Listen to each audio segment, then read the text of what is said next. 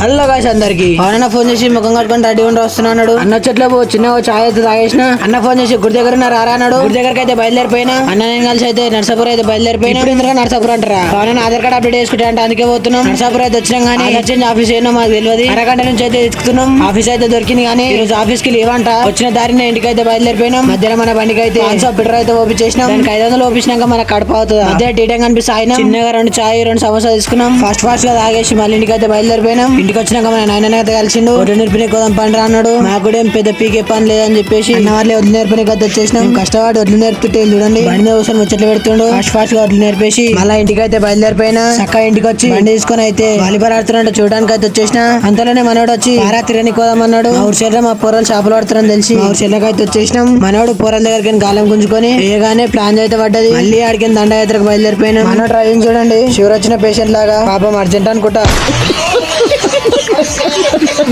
అడిగి పోగానే మా ఫ్రెండ్ వాళ్ళ డాడీ ఫోన్ చేసిండు. ఊళ్ళో డాడీ వస్తున్నా అని చెప్పిన వాడు. మేమైతే పక్క వాళ్ళు ఉన్నాము. మనోడు ఆత్రం చూడండి డ్రైవింగ్ ఎట్లా చేస్తుండో.